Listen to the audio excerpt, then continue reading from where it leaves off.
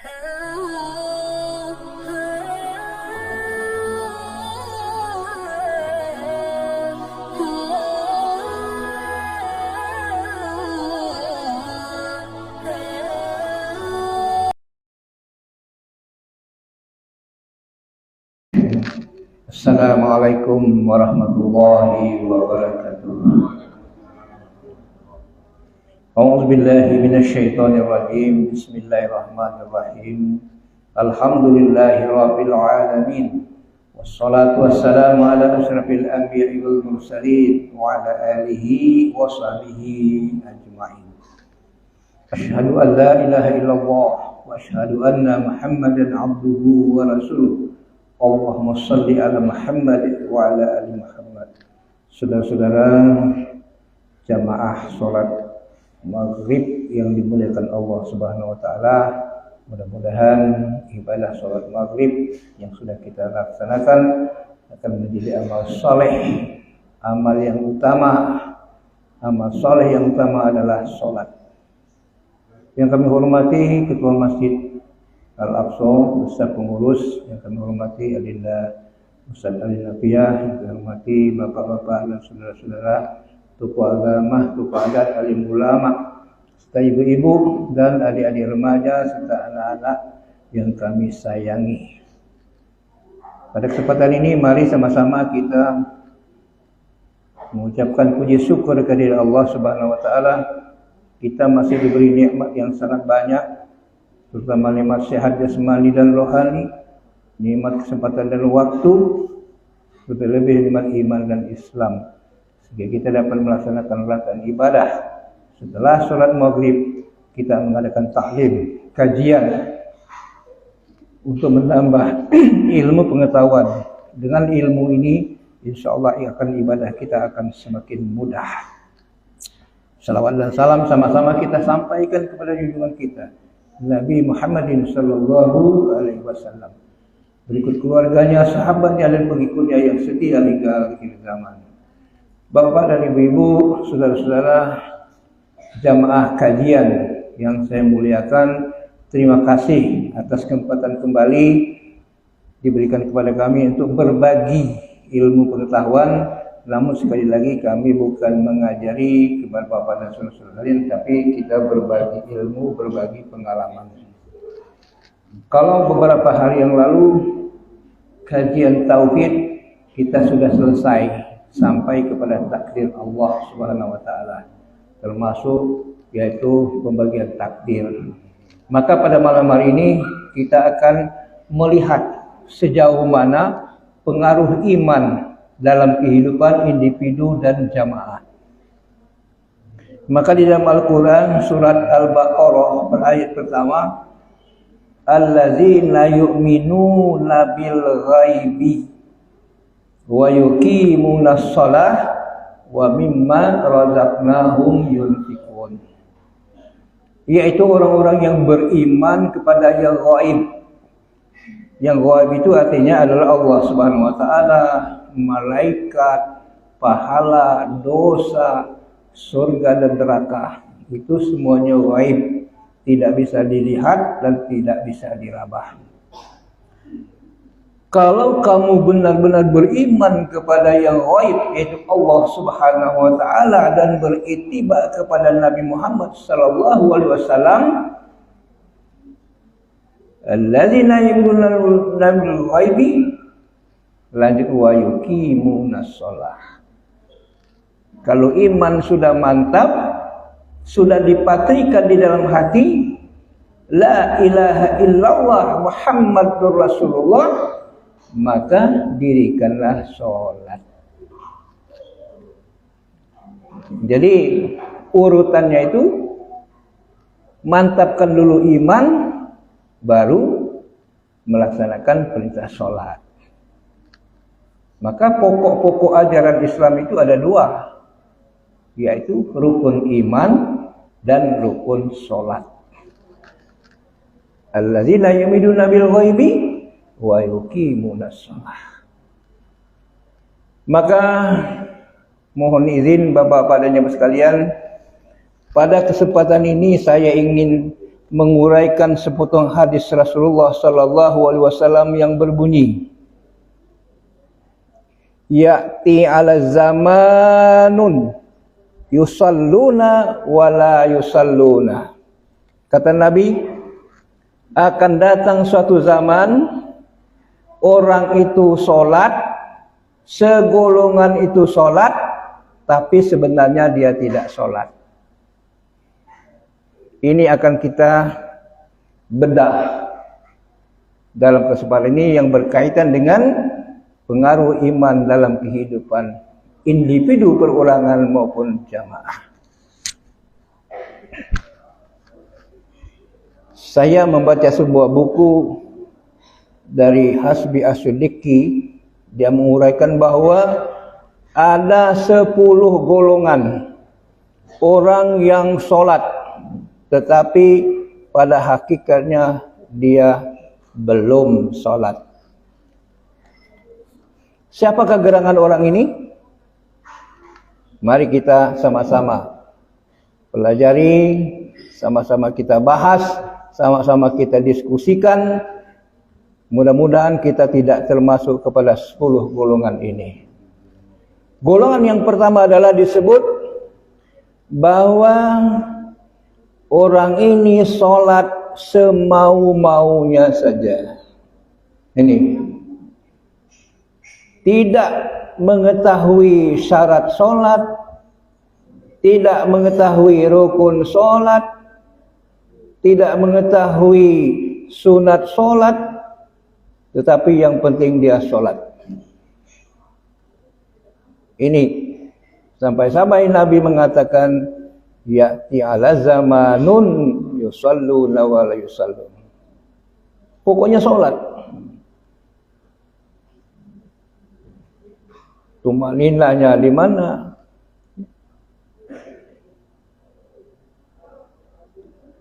Jadi golongan yang pertama ini yang penting sholat.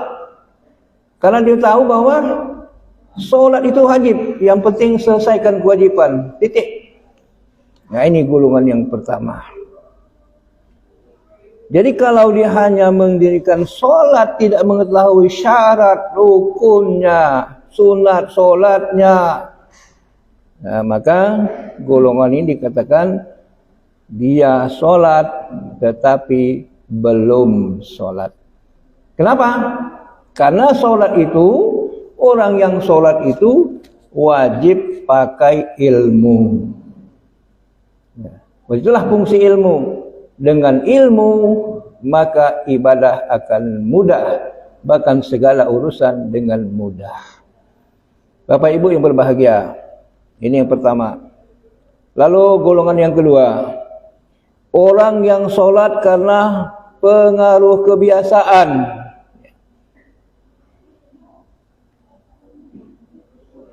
Pengaruh kebiasaan, jadi sholat itu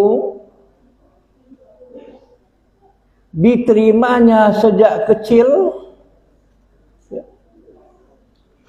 lalu terbiasa dia melakukan sholat itu,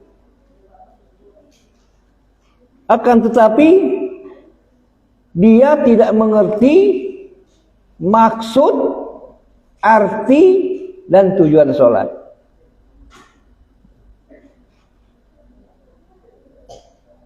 Dia sudah belajar sholat, syaratnya tahu, rukunnya paham,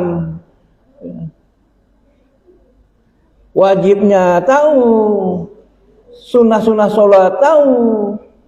Nah, tapi ya, dia tidak berusaha untuk memaknai, memahami apa yang dilakukan, baik itu bacaan sholatnya maupun gerakan-gerakan sholatnya.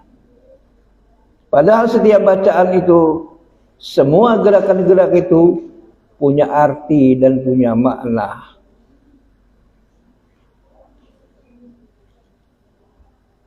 Kemudian kita lanjutkan. Kalau dia mengerjakan sholat, tidak paham artinya, tidak mengerti maksudnya, maka orang yang melakukan sholat ini tergolong kepada orang yang lalai dalam solat. Fawailul lil musallin.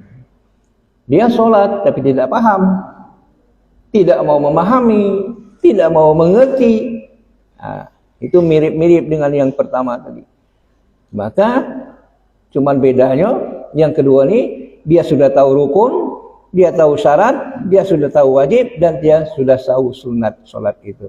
Cuman dia tidak paham, tidak mau memahami, sedikit pun tidak mau memahami bacaan solatnya, gerakan solatnya. Maka orang seperti ini yang nomor termasuk orang yang solatnya lalai. Golongan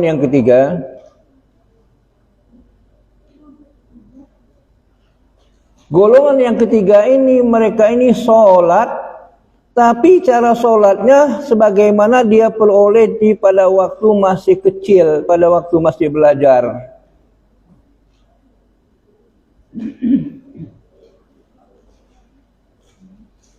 Apa yang diterimanya pada waktu belajar dengan gurunya atau masih kecil, dia tidak mau akan menambahi untuk meningkatkan mutu kualitas sholatnya.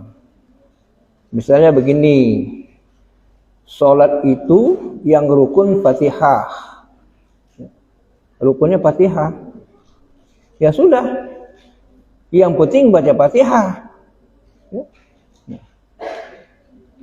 Mau baca ayat atau tidak, ya terserah. Satu misalnya. Kemudian yang kedua, pada waktu ruku bacanya tasbih. Subhana rabbiyal azim wa bihamdi. Sudah.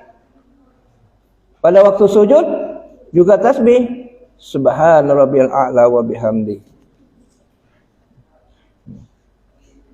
Tetapi tidak punya rencana, tidak punya usaha untuk menambahi bacaan-bacaan yang diterimanya pada waktu kecil dulu. Padahal setelah kita pahami, kita pelajari tuntunan sholat, bagaimana cara mengangkat takbir, bagaimana rukuk yang sempurna, bagaimana yang sujud yang sempurna, ayat-ayat apa pilihan yang kita baca ketika dalam sholat, doa apa yang penting kita baca dalam sholat. Jadi apa yang dipelajari terima pada waktu kecil dulu, itulah sampai tua tidak ditambahi lagi ilmunya. Yang keempat, golongan bersalat dengan sholat semata-mata meniru-niru. Jadi bukan dipetuakan sholat itu, cuman ngikut-ngikut saja. Ya. Jadi kalau orang ruku, ya ruku, orang sujud, sujud, orang tahiyat, tahiyat. Ya. Tidak ada ilmunya dia sholat, tidak berguru, baca buku tidak, dengan mursyid, dengan guru tidak. Tapi dia bisa sholat, tapi sebisa-bisanya. Nah ini golongan yang tidak mau menambah ilmunya, ya. Hanya berdasarkan pendapat dia sendiri, ya, hasil pengetahuan dia sendiri.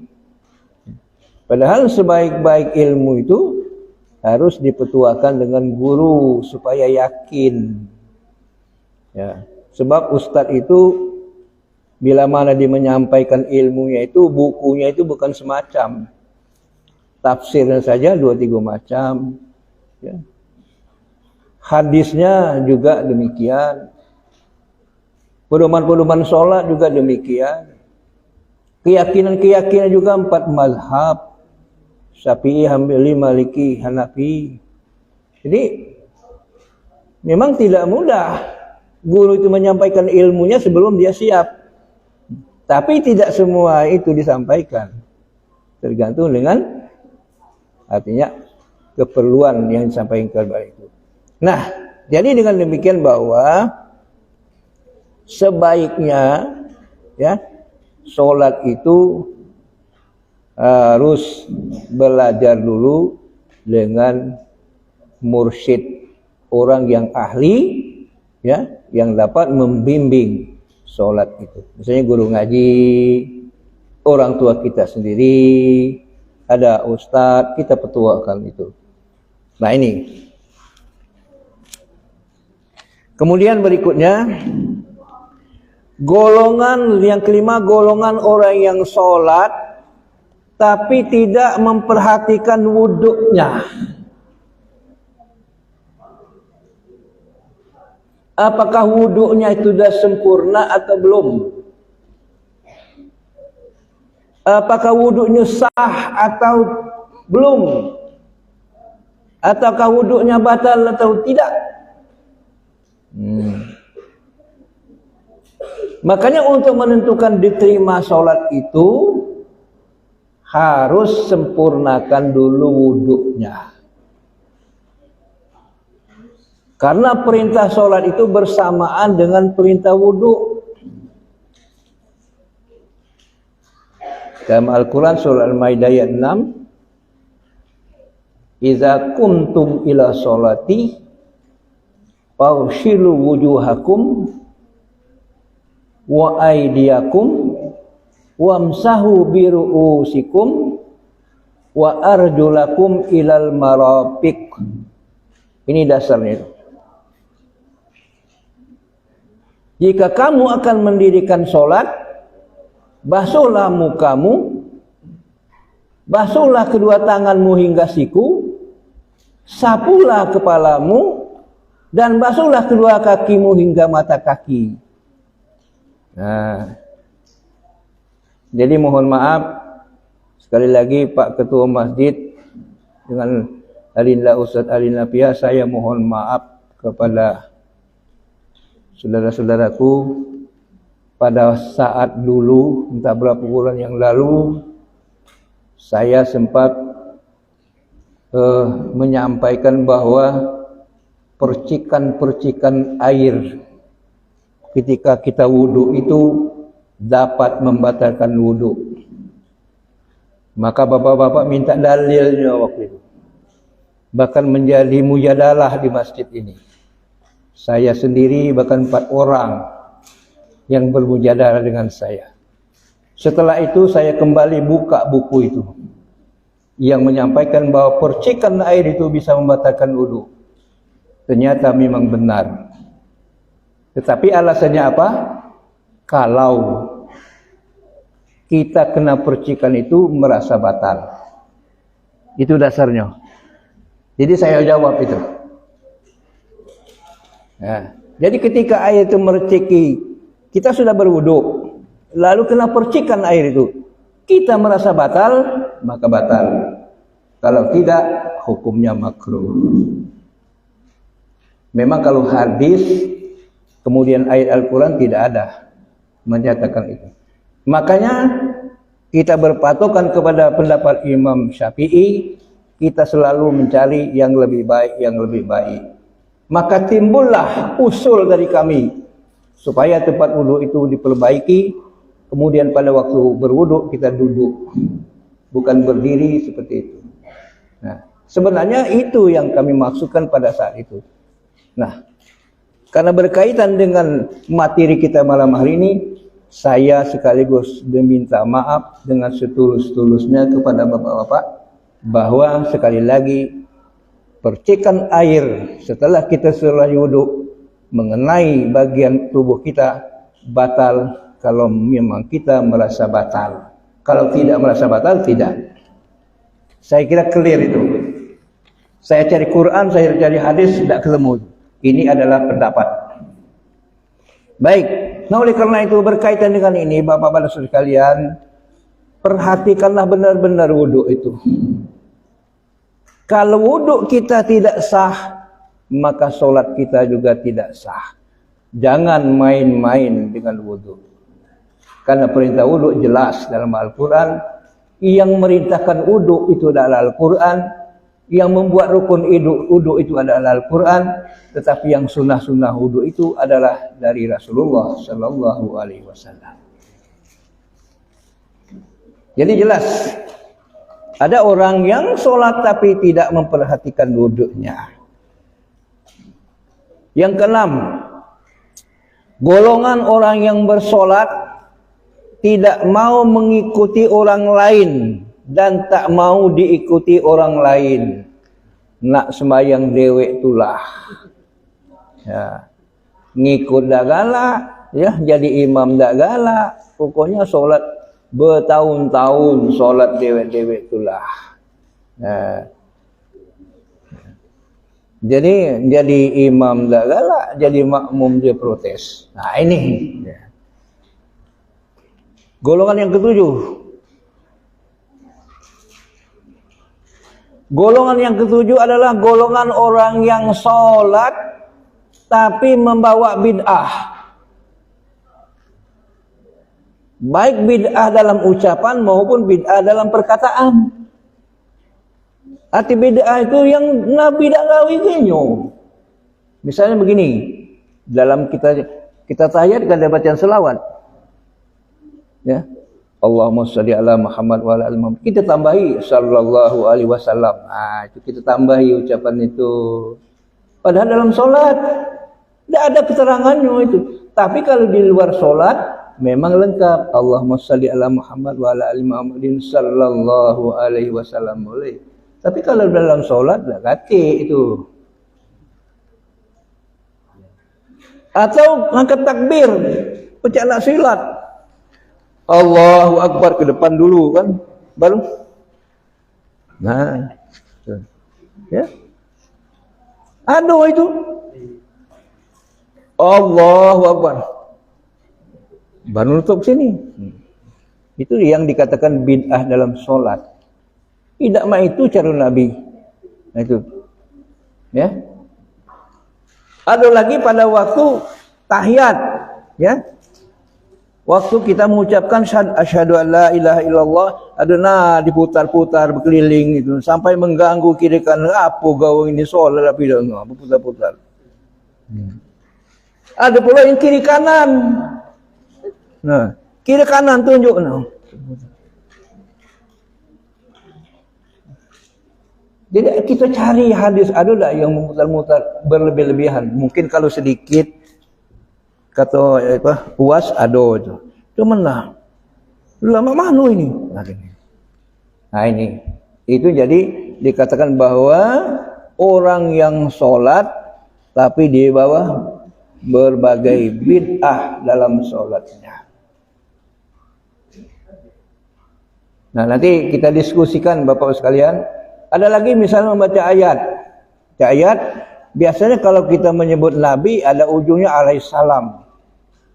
Suhufi Ibrahim wa Musa. Apa kita tambahi alaihissalam apa tidak dalam solat? Nah ini. Tapi kalau di luar solat, iya. Ibrahim wa Musa alaihissalam. Kalau memang ada keterangannya, suhufi Ibrahim wa Musa alaihissalam, jamaah juga menjawab alaihissalam, imam juga menjawab. Kalau memang ada, kalau memang tidak ada, inilah termasuk salah satu membawa bid'ah dalam sholat. Bapak Ibu yang berbahagia.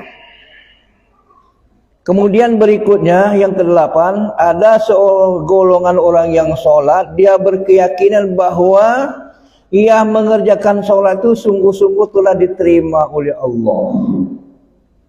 Itu. Dia sudah merasa 100% sholat itu diterima oleh Allah Subhanahu wa taala. Loh, apakah tidak boleh? Boleh. Apa kita itu sudah memang diterima oleh Allah? Belum tentu. Itulah salah satu fadilahnya keutamaan solat itu. Kenapa solat itu dilaksanakan sampai seumur hidup? Tidak boleh ditinggalkan baik dalam keadaan senang, keadaan susah, dalam keadaan sakit. Kenapa? Bahwa solat itu salah satunya yang akan diterima oleh Allah Subhanahu wa taala sekali solat itu. Nah, yang sekali itu yang mana? Sedangkan kita ini sholat terus. Nah. Kalau soal harapan, doa itu boleh, benar. Ya. Apalagi kalau beranggapan, maaf, kalau sholat di Masjidil Haram itu dapat pahala 100.000. Masjid Nabawi 10.000. Balik ke Indonesia, sudahlah, aku banyak tabungan. Tak usah sholat lagi. Nah ini. Ya. Jadi golongan yang bersolat dengan keyakinan bahwa apabila ia mengerjakan solat dengan sungguh-sungguh, dengan yakin, niscaya Allah Subhanahu wa taala menerimanya. Walaupun ia solat itu tidak seperti yang diperintahkan. Nah, ini ujungnya itu. Kalau memang solat itu ya seperti diperintahkan, kata Nabi, sallu kama ra'aitumuni usalli, tidak masuk golongan ini. Nah, ya. 9. Golongan orang yang solat tidak memerlukan khusyuk dalam solat. Gancang-gancang pergi ke masjid, solat gopoh-gopoh, setelah itu balik. Mana tuh maklinahnya, tidak memerlukan kekhusyukannya. Jadi mohon maaf, kita juga sebagai imam harus perhatikan ini. Kita harus memperhitungkan jamaah itu. Kadang-kadang gitu, dan sujud Allahu Akbar, kata imam lah sujud, kita baru subhana rabbiyal a'la, imam lah bangkit. Jadi dia nyampai bacaan itu. Tak nyampai bacaan itu. Ya. Kemudian duduk di antara dua sujud, kita berdoa. Rabbi firli warhamni wajburni warfa'ni warzuqni wahdini wa'afini wa'fu'ani. Kadang-kadang Rabbi firli warhamni wajburni, Allahu Akbar lah sujud imam. Jadi terputus bacaan kita. Walaupun dijelaskan dalam hadis, apa yang dibaca oleh imam itulah bacaan makmum. Tidak boleh kita mendahului gerakan-gerakan imam. Jelas hadisnya itu.